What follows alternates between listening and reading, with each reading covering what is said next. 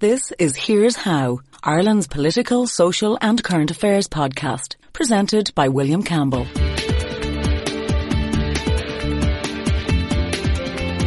Thank you for downloading episode 17 of Here's How.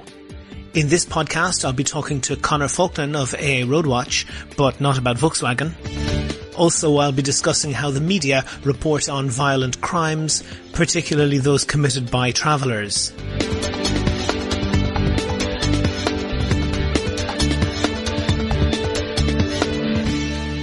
Here's How is Ireland's political, social and current affairs podcast. Make your view heard. Just dial 076 603 5060 and tell the world what you're thinking. Your voicemail may be included in the next podcast. You can find tips on recording your contribution and other ways to contact the show at here'show.ie/call. So I turned on the Vincent Browne show on TV3 when they were discussing Project Eagle, the sale of billions of euro of NAMA properties in the north for a fraction of their value.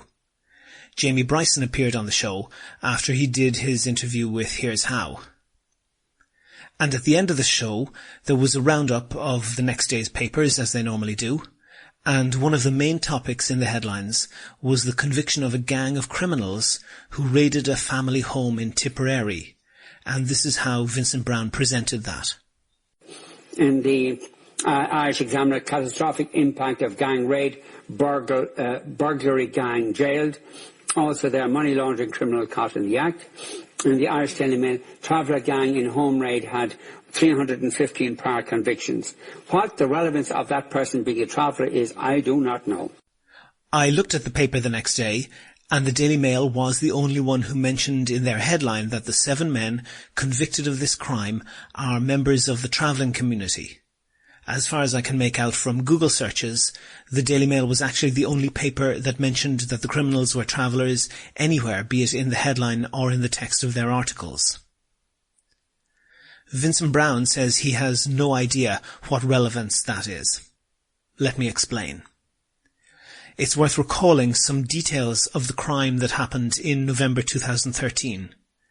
7 men drove in 2 cars from Dublin to rural Tipperary, armed with guns and knives. They stormed into the home of Emma and Mark Corcoran, who were asleep with their daughters aged 8, 6 and 2 years. They tied up and beat up Mark Corcoran, hitting him so hard in the face with a gun that they fractured his eye socket.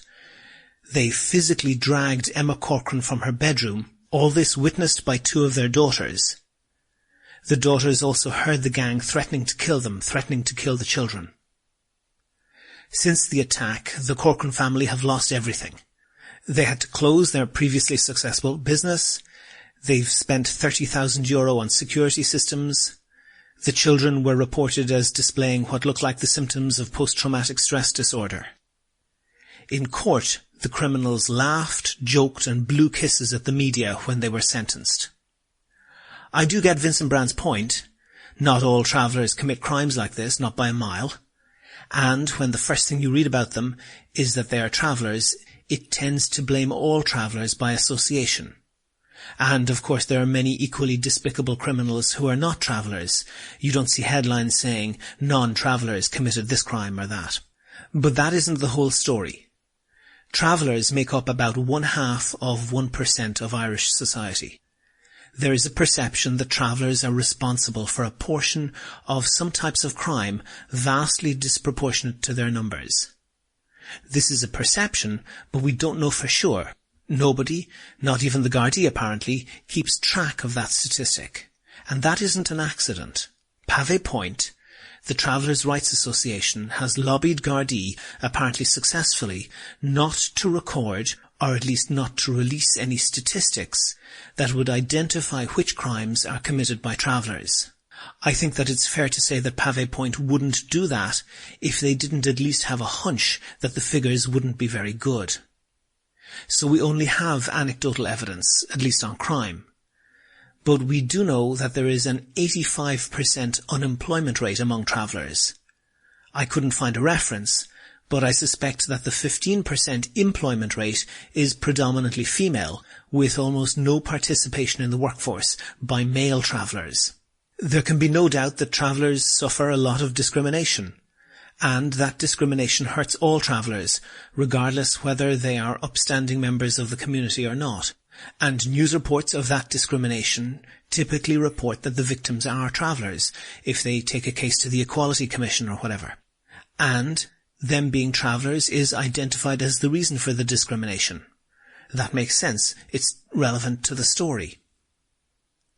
But in the case of this type of crime, the violent burglary, I think the evidence is overwhelming that travellers are overrepresented in the figures.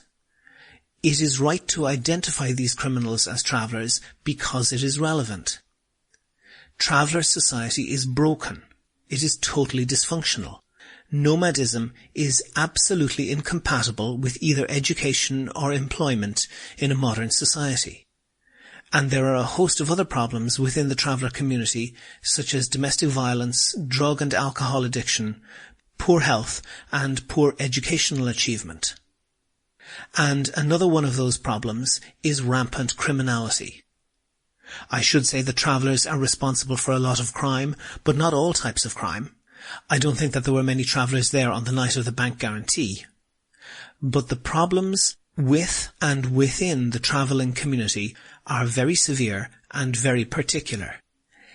Any solution to those problems will need good information and an honest understanding that many of those problems are peculiar to travellers being travellers. And one of those problems is that sometimes bad behaviour by travellers is indulged in the most unbelievable way. Of the 7 thugs convicted of attacking the Corcoran family, 6 of them have long strings of previous convictions. Patrick Joyce, aged 23, has 16 previous convictions. Donal O'Hara, aged 22, has 19 previous convictions. Thomas Flynn, aged 21, has 20 previous convictions. John Joyce, also 21, has 55 previous convictions. Patrick Gately, the oldest of the group, aged 28, has 85 previous convictions. And Dean Byrne, aged 22, has 120 previous convictions. Get that, by the age of 22, he has 120 convictions, not counting this attack, and he's been locked up for the past 2 years waiting for this trial. So, since he turned 18 years of age, that is 1 conviction every 6 days he's been at large, more than 1 a week.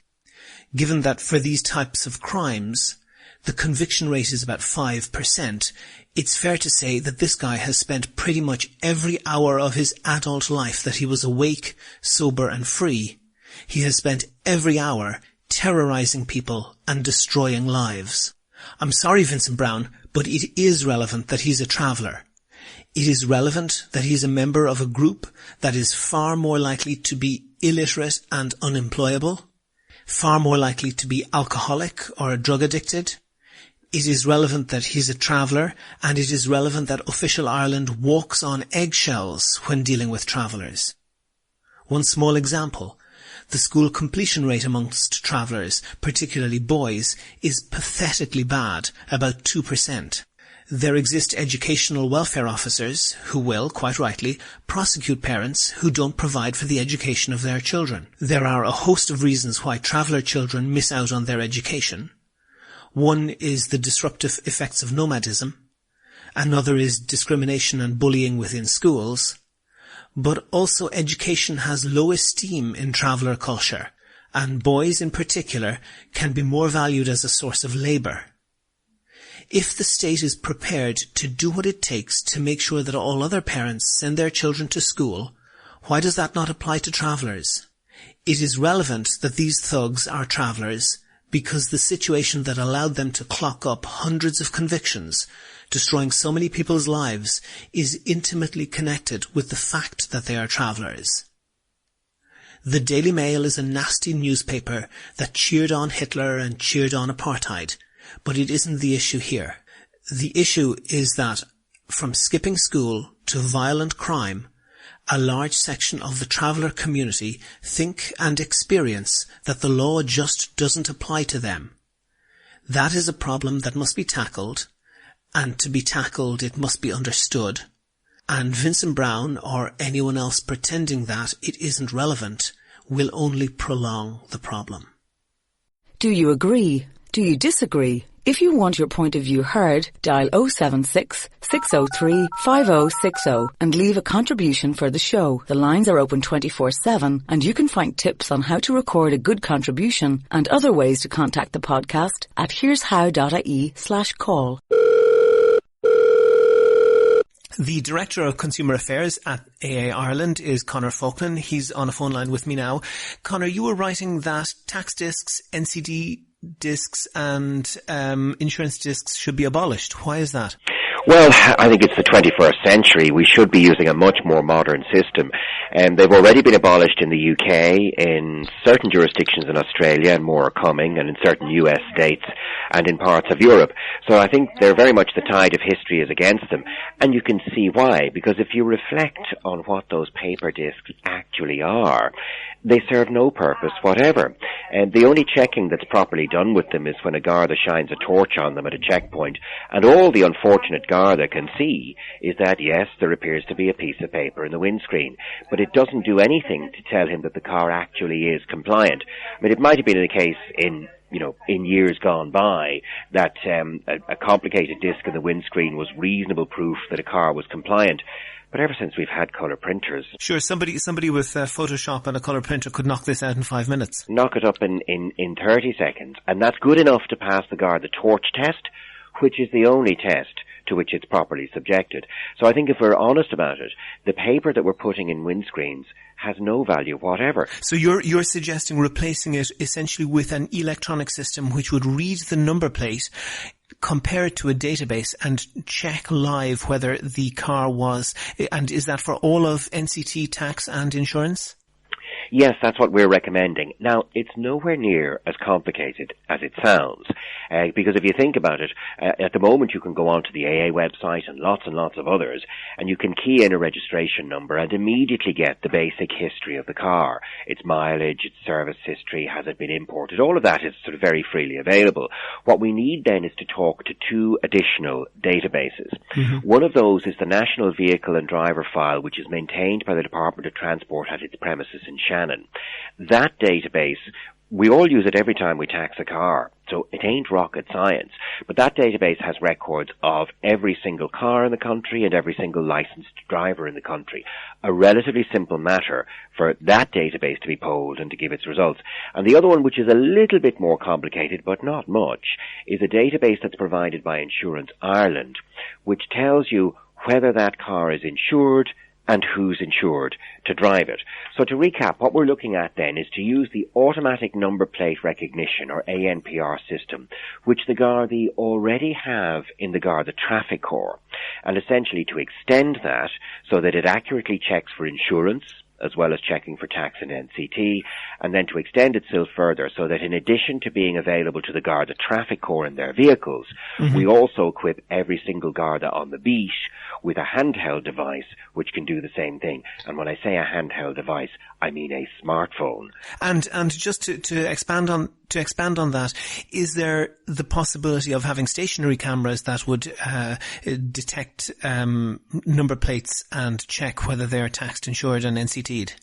Well, I don't see any reason why not, because that technology, again, is familiar to us. It's already in use. Every time you drive the M50, the system there will read your registration plate and needs to do that in order to charge you your toll. So we're quite familiar with that technology. Now, I know of no good reason why it should not be automatically reported to the Gardaí if a car passes by that's uninsured or untaxed or has not, doesn't have a valid NCT, or is stolen for that matter. Well, let me suggest one reason. Isn't there some sort of value of the Garda pulling over the car? Doesn't he get sort of a lot of soft information, can tell whether the driver might have a few drinks taken, can perhaps in smaller rural areas would know whether that person should be driving that car, whether they're banned from driving and are driving their spouse's car perhaps? Mm-hmm. Well, it's not a question of either or. So if we are to replace the windscreen discs with an electronic system, that does not mean that the Garda on the beat doesn't stop cars any longer, or that we no longer have checkpoints. I think the Gardaí still have every reason to stop a car and talk to the driver, and they do it routinely. And all of that soft, intelligent, community-based policing will have to continue. In reality, it's the only proper countermeasure. That's what you want your Gardaí doing. But I think what we need to get rid of is this crutch of paper discs, which are not only not performing their ostensible function, they're in fact dragging against it. We get a false comfort from seeing what appears to be a legitimate disc in a windscreen. And as I say, that can often be the only scrutiny a car ever gets. And one other thing, we've seen in recent months that the Gardaí have not behaved honourably, and that there appears to have been a completely illegal phone tapping system installed in most of the Guard stations in the country. Is it appropriate to give Gardaí so much more technology that they could perhaps, set up a fixed camera and record the number plate of every car going by? Is that amount of surveillance justified in a democracy? Well, you do have to monitor your police force in a democracy or in any state, and who will guard the guardians. You do have to make sure that all of that is done correctly, and that is of huge societal importance, clearly. I mean, it's one of the most fundamental challenges for any democracy any time. But to come back to what we're talking about here, checking whether your car is taxed, insured, and has properly got its NCT, I mean, that's something that everybody agrees the Gardaí should be allowed. Sure, but it allows them to generate a database of, which could be kept indefinitely, of every single car that passes every single camera. Yeah, I don't see any reasonable objection to that. I honestly don't. I mean, at the moment, the Gardaí, have access to all sorts of information, some of which that would make your hair stand on end, but we do accept that this is necessary to protect us all in a democracy. The key thing that you've got to do is to watch and monitor your Gardaí correctly, and to make sure that their standards are policed and that the guardians are guarded. But in the meantime, back on the road, in addition to being very careful that we've got a well-behaved and properly disciplined police force, we also have to have one that is capable of carrying out its function because it's got the tools to do so. And to come back to where we began on this simple recommendation to get rid of paper discs, the paper discs themselves are worthless. They're providing us a false comfort that they're giving the Gardaí a tool to police, but in reality they're absolutely worthless. In this day and age, it would be every bit as effective to tell all motorists that they're obliged to put a post-it pad on the windscreen that says, "I've paid my taxes, I promise." Sure, I understand that the technological advances have made those completely irrelevant. I would suggest perhaps one solution to the problem I brought up is that if we had a very high level of trust in our government, which perhaps we don't, that those fixed cameras should be programmed only to record that a number plate passes on a car in the event that the result of the test is that it seems to be missing tax, insurance or NCT or something like that. But just to move it on a little bit, we saw a little while ago the problem with the Lewis just back from the North Keys, that Irish drivers are so undisciplined and so unused to actually stopping at the indicated point where there's a red traffic light that there was a huge problem with cars colliding with the Lewis. Shouldn't pretty much every red light in the country have a camera pointing that would send a fine out if the car didn't stop correctly? Well, you could make a reasonable case for that, although in my view it would be a little bit excessive. And, if you look at the broad behaviour of Irish drivers, we're actually very good. We tend not to give ourselves a lot of credit. But if you look at the discipline on Irish roads, and, there's no better or no harder metric to assess this than the number of people killed and injured. And we are actually, having come from a poor base, we're now amongst the best performing countries in the entire world. Sure, the number of road deaths has halved from about 400 to about 200 a year, but that's still 200 people a year. And I think people driving would see, yes, there are some very good drivers, but also there's an awful lot of ill discipline on the roads. And drivers who drive abroad would also see, for example, that traffic lights in any other country in the world go orange before they go green in order to indicate the driver to get in gear and get ready to take off. Irish traffic lights can't do that because many Irish drivers would simply take off on the orange. If we had a high level of discipline, of course we would have fewer road deaths, but all drivers would benefit. Well, a couple of things on that. Firstly, I don't entirely agree. And if you look at the overall record of Irish drivers, and as I say, the hardest possible metric to look at is the total number of deaths and injured. There's no faking that. And Ireland's performance is very, very good. We've halved road deaths in a decade. Now, mind you, all developed countries right around the OECD world have made similar degrees of progress. So we can't just praise ourselves in isolation. It's more relevant to what extent we're outperforming the curve rather than absolute progress that's being made, because progress is being made anywhere. But just to state that Ireland is actually performing very well. Now, to return to discipline in our streets, you have, we would often have visitors here from other European countries, or I would meet at forums in various places, and it's frequently observed to me, like one of my Spanish colleagues said to me not so long ago, that the notion of trying in Madrid or Barcelona to have a bus lane which is marked with paint and which drivers obey even in the absence of Gardaí, his comment is that would just be laughably impossible in any Spanish city because the drivers would just ignore it. And having been in central Madrid, I can confirm that's true. So we shouldn't do ourselves down. We're actually quite disciplined. Now, it is possible to monitor every citizen virtually 24/7. And there has to be a degree of civil liberties concern around that. We were mentioning earlier on that how would we feel about our police force routinely logging our movements whenever our registration number was on the move? And I think all of us would feel to some degree uncomfortable with that. But yet at the same time, our mobile phone service providers are capable of doing exactly that. I think a lot of Irish people might trust Google more than they trust the Gardaí, but that's an aside. There's perhaps a degree of naivety about that because, we can see that a sheer scale of brand does not insulate it against very poor practices. I could refer to some of the car manufacturers that are in trouble at the moment as well.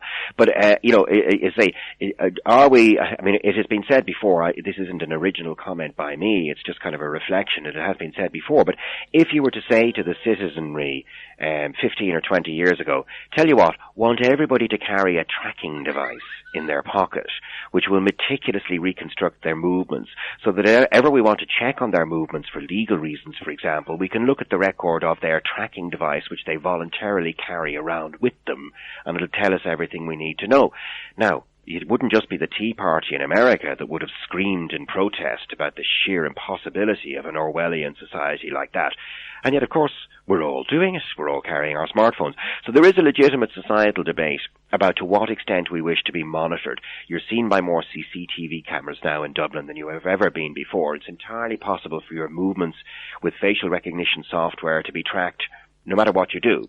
So, yeah, there's a degree of discomfort about that, for sure. But to go back to what I said, that if the setup is done correctly, the technology is not the problem, it is the intent behind it. So, for example, these things could be programmed only to record when an offence is detected.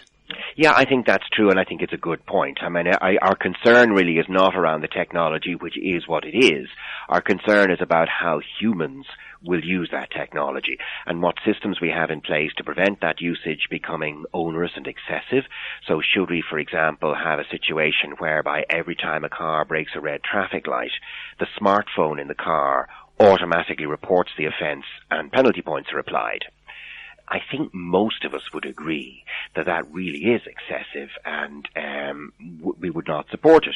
But then, should a CCTV camera report you if you jump a red traffic light? Mm-hmm. Well, if this is along a Lewis line and this behaviour is doing so much damage, most of us would agree.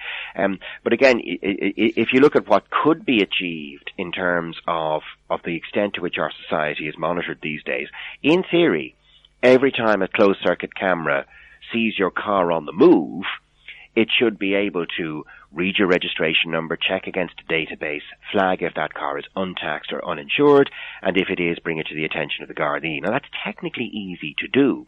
And in fact, if you look at what's done in London, the way they charge their congestion charge, it's not just boundary cameras measuring on the periphery as you go into the congestion charge area.